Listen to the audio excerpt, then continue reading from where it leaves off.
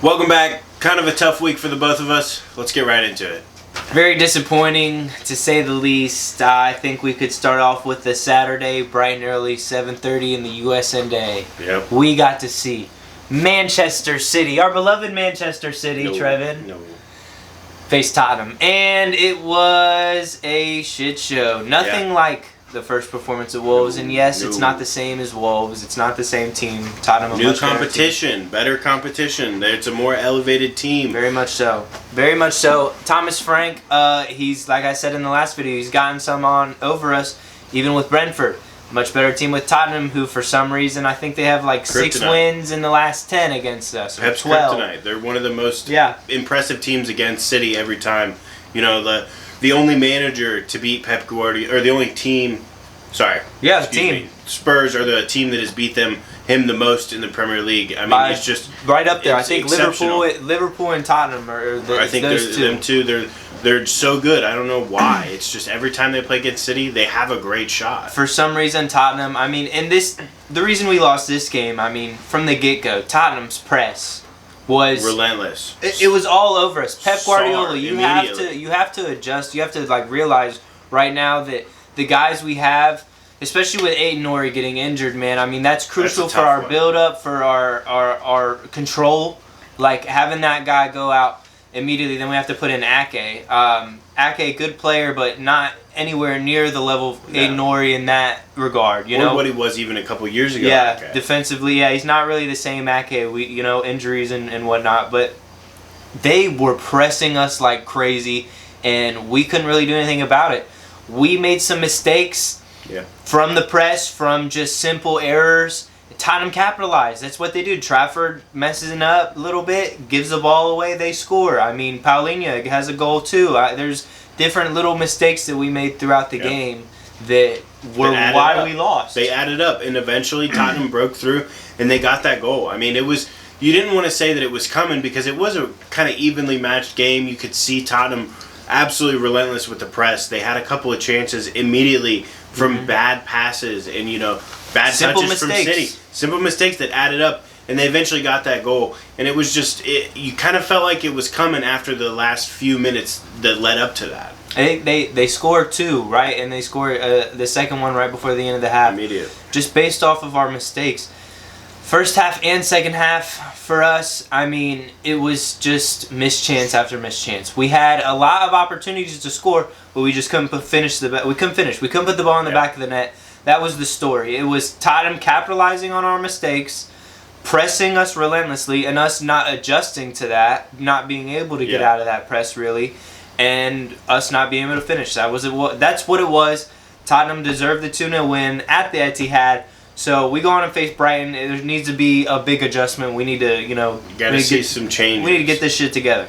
Sunday didn't go very well for us. I mean, United drew 1-1 Fulham. Anthony Robinson comes back. Anthony Robinson comes back from injury. That is good to see. I mean, I was hoping it would be put off one extra game so he could be 100% full fitness, but whatever.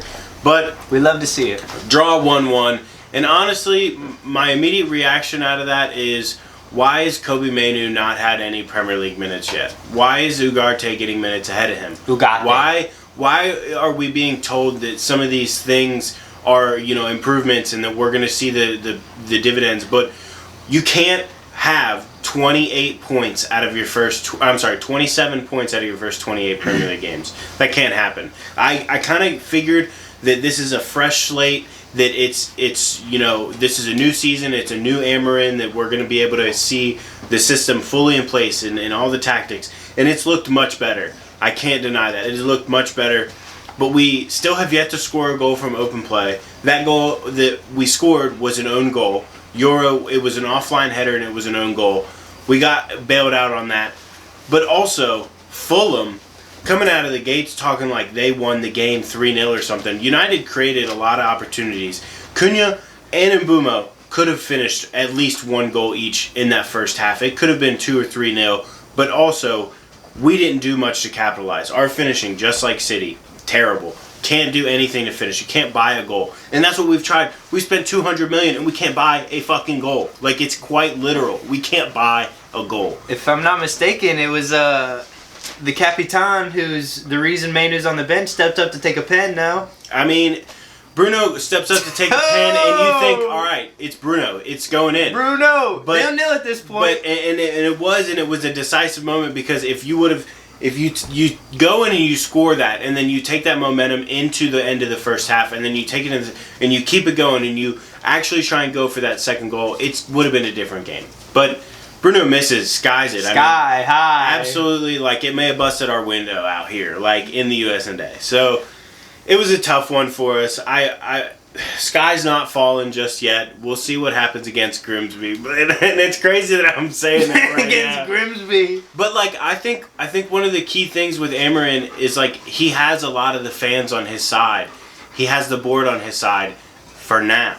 If these losses start to mount up in these draws and we lose and we drop points every week, it's going to be a problem for the board. It's going to be a problem for the fans. If the fans don't see the young, promising academy players that we're so used to seeing, Kobe Manu specifically, it's going to be a problem. He's going to get the fans on his ass, and then it's going to be the board, and then it's going to be just downhill. So we have to figure it out. It could be Christmas time, and he's gone. I hope not. I really hope not. It'll be Christmas time, and he's gone. I really hope that he can do it, but I just don't know why he insists on playing Mason Mount up top. If you're gonna play somebody else up, I understand he's a press machine, but my God, man, he doesn't provide goals or assists. Bruno does. Put him in that advanced position. If you're not gonna play Sesko at striker, I think you should play Sesko at striker, and I think you should have Kobe and Bruno play in the midfield. I know it's not balanced. I know they're far too attacking.